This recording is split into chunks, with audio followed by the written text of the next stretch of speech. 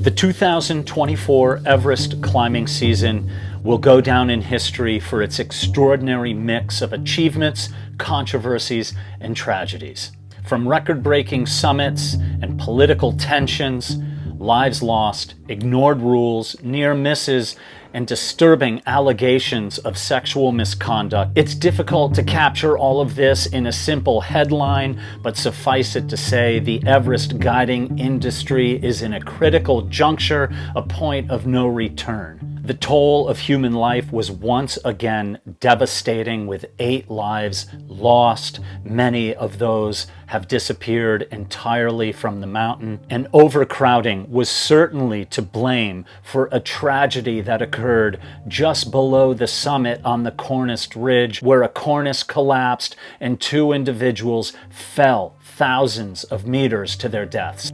In the end of this video, I'll share with you some incredible footage, terrifying footage of the aftermath of this accident, where 4 others managed to climb back up with a perilous drop hanging below them. In today's video, we'll cover this devastating season on Mount Everest. At the beginning of the season in early May, because of high winds, it took a lot longer to set the fixed ropes through the icefall and onward up toward the summit, delaying all of the teams from their regularly scheduled summit attempts. As for summits, Everest historian Alan Arnette estimates that Mount Everest had 670 summits this year.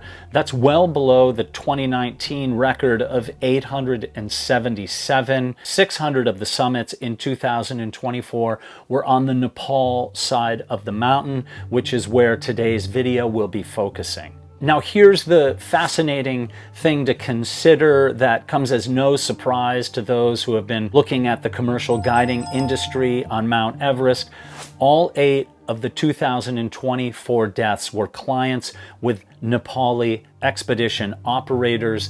In 2023, 15 of the 18 deaths were with Nepali operators. So in just 2 years, 23 people who have died were associated with Nepali mountain guide companies, 88% of the total for the 2 years. A certain percentage of expedition companies are driven primarily by profit, and in lowering their costs, they are taking from a community of less experienced high altitude guides, in some instances so inexperienced that some of those guides that are supposed to be taking clients to the summit have never been to the summit themselves. Since Nepal relies so heavily on the Mount Everest industry for money, this year alone, 2024, $4.5 million were made on just permits alone. It's unlikely that there will be any changes on the mountain anytime soon. Let's go over a few of the rules that were suggested by the government of Nepal and how those rules, most of them at least, were completely ignored. And so starting with the Nepal Supreme Court, who issued these well-intended, but as Alan Arnette says, vague rules that potentially will join a long list of many ignored rules. And you can see in his blog post a list of all the rules over the last many years that have never really been enforced, which indicates that the largest and most well-connected operators have long learned that doing whatever they want has no consequences other than making their company more profit. It doesn't mean that every expedition operator is out to do bad things, but if profit is the pure motivator for these companies, they will continue to get away with, in some cases, the deaths of many of their clients. One of the first rules that was announced was a ban on the many helicopters for non-emergencies that were happening all the way up to Camp 2. These helicopter bans were simply ignored. For instance, there's an Instagram post by a gentleman explaining that some climbers who had turned back on their summit push due to forecasted high winds took helicopters back down to Everest Base Camp in complete F you in the face of any regulations that there were about these helicopter flights, and also quite simply an F you in the face of any climber or client there trying to just honestly climb the mountain. So one of the biggies that I reported on in a couple of shorts and in a video on Everest Mystery is the rule that was addressing the trash and the sprawl and the luxuries and the human waste on the mountain. And the Khumbu Pasang Lamu Rural Municipality had said that climbers would be required to haul their feces off of the peak using wag bags. And as evidenced in my interview with Ryan Mitchell, the 19-year-old American who climbed the mountain this year, he said at Camp 4, you could literally smell the, as he said, the garbage up there. And I believe that in reference to garbage, he meant the human feces. I will also add that Ryan was climbing with an expedition operator, Garrett Madison Mountaineering, who has been using wag bags on the mountain for many years anyway, so that was part of their self-imposed policy. So Ryan and those he was climbing with were indeed using wag bags on the mountain. Now, before we get to the deaths that took place on the mountain, a few records that took place this year showing just how out there the mountain is getting is Sherpa Kami Rita, 54 years old. He achieved a record 30th Everest summit, amazing. And Britt Kenton Cool, he's a guide, 50 years old, a non-Sherpa record, 18 Everest summits, incredible. Slovakian Lenka Polakova, she became the 10th female to summit without supplemental oxygen. And now here is a new thing that is starting to happen on the mountain. Nepali female Permina Shrestha, she became the first woman to climb Everest 3 times in an Everest climbing season. So those numbers of all the summits of Mount Everest include multiple ascents like that. And so Alan Arnette reads in his blog post, and in the "I can't believe I read this and will soon forget" department, Devin Levesque did a backflip on the summit, and the video immediately went viral, and I did see it. It came through my feed on Instagram, and the first thing I read was, hey, look, I got a world record for the highest ever backflip on planet Earth, and it took place on the summit. And in watching the backflip, it's so apparent that the guy didn't stick the landing. He didn't really make it. So this is where Everest is going. But as Alan said, I can't believe I read this and will soon forget department. Who knows? Maybe a lot of people will remember and try their own world records on the summit. God only knows what we'll see in 2025. One thing we've learned is that climbing without oxygen is extremely dangerous. In fact, it's deadly. Several deaths over the past few years have come from climbers shunning supplemental oxygen. I reported last year about Hungarian Szilard Suhajda, who disappeared not too far from the Hillary Step after his summit attempt, and he did not have any Sherpa or guided support with him. And then on this season, another oxygenless attempt ended in death when a Kenyan gentleman by the name of Churio Kirui, 40, on the attempt of the summit, he disappeared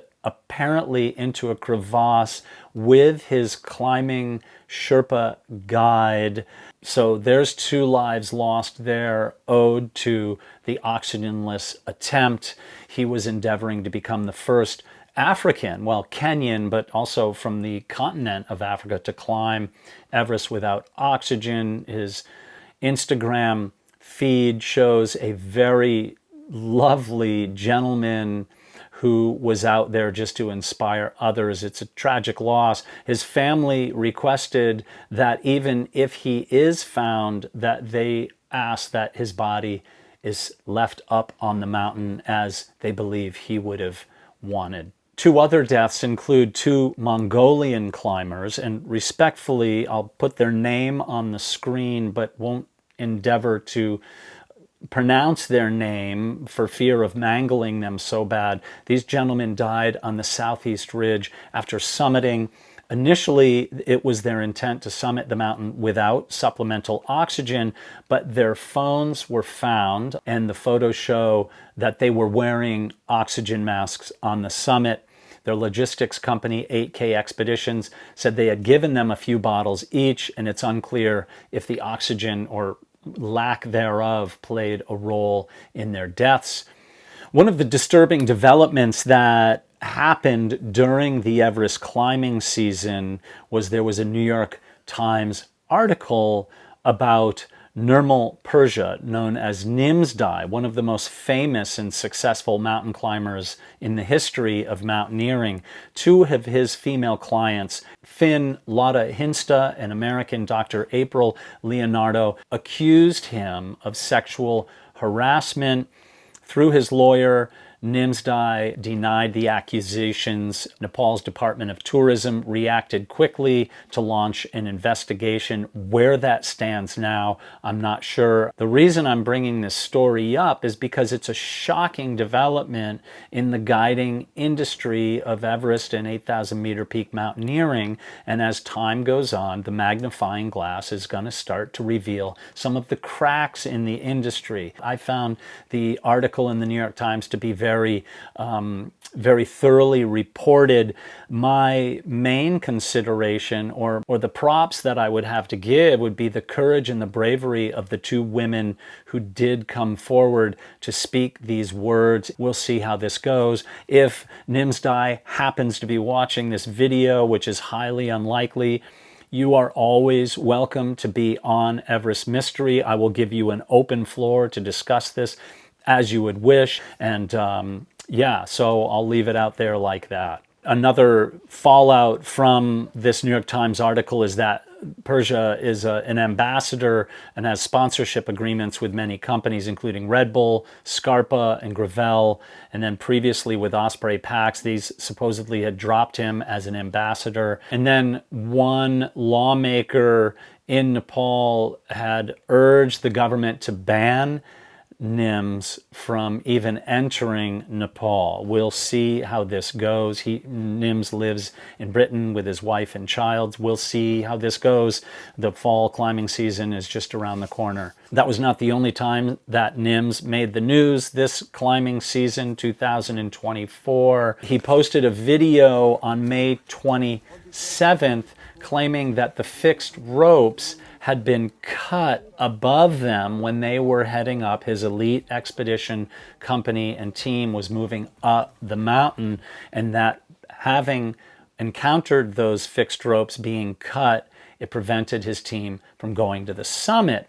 There were other expedition companies who disputed this, saying they had used these fixed ropes only hours or a day or so before. Where this is all going to shake down, we don't know, but it does appear that a magnifying glass over just Nims himself is firmly in place, and he is certainly being watched not only by the people in the mountaineering industry, but at the world at large.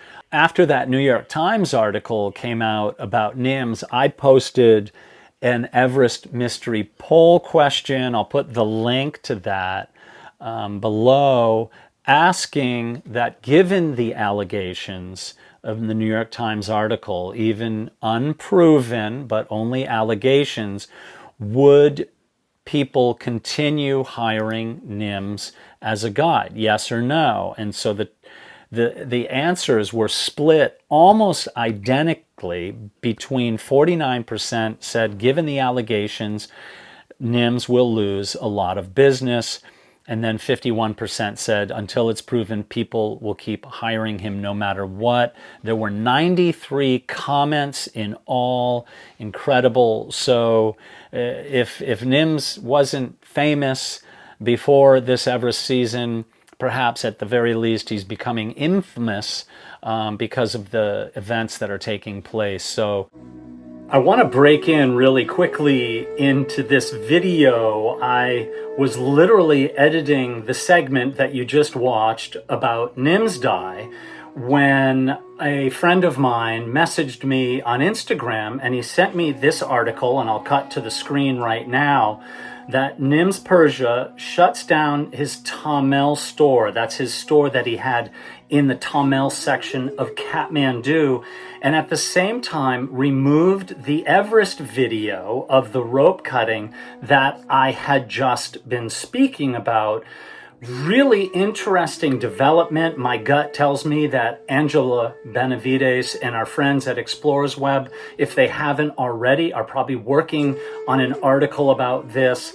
Again, if Nimsdai happens to be watching this and wants a platform to speak, I'm all ears.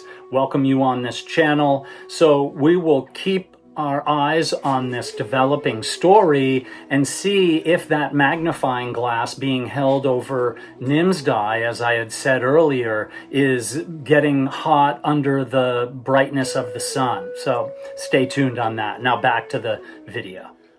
One of the most tragic accidents that took place on the mountain took place on the 21st of May when Britt Daniel Patterson, he was a 39-year-old from Wakefield, England, co-owner of Wakefield CrossFit, a really in shape, super motivated guy, raising money for the family of a gym member who had died of cancer sometime earlier. He was using 8K Expeditions as his expedition operator. His Sherpa that he was climbing with was Pastenji Sherpa, 23-year-old who had been up Everest twice, and K2, amazingly accomplished Sherpa.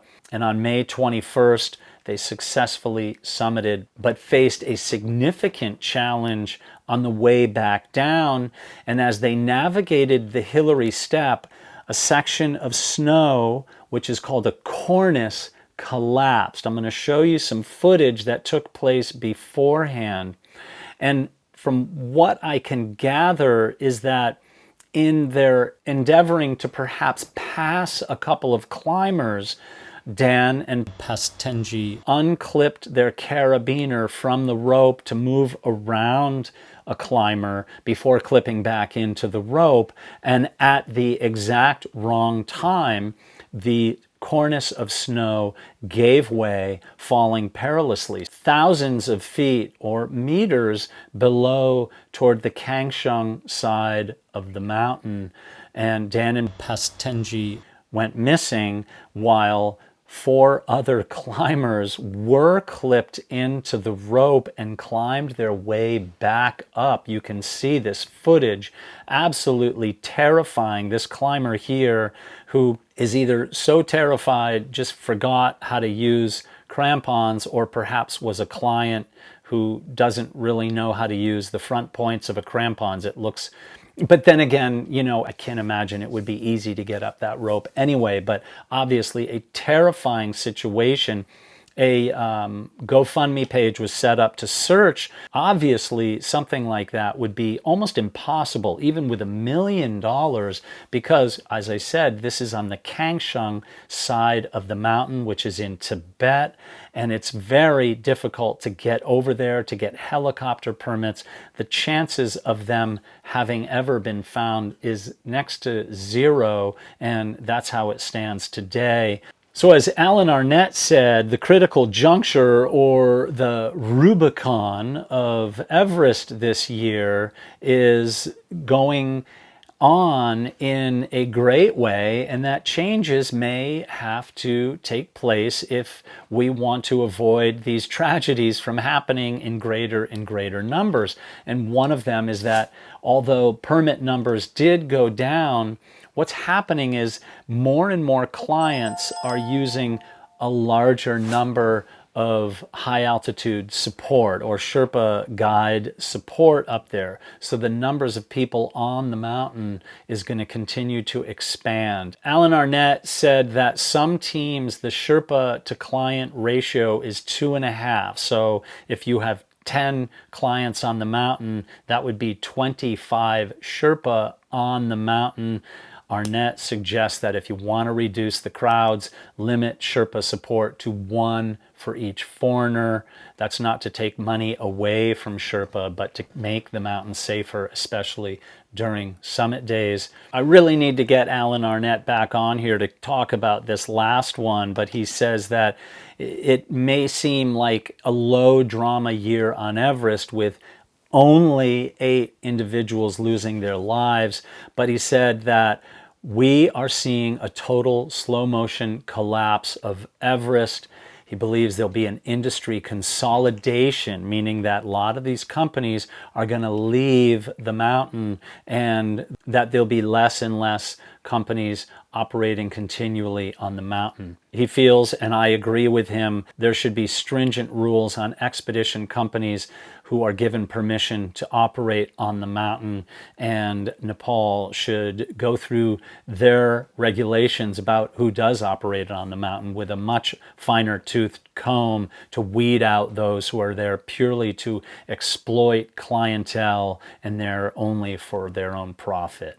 So many people would say it's none of your business. It's not your country where the mountain is. Absolutely true. Nepal can do whatever the hell they want with the mountain. It's not our business per se, but these companies are luring unsuspecting clientele who think that the mountain is a simple piece of cake to climb, and it is not. And it's extremely dangerous mountain. If even one simple thing goes wrong, lives can be lost. Thanks for being here. Go do somebody a good favor. Don't ask for anything in return. Make the world better, one tiny step at a time.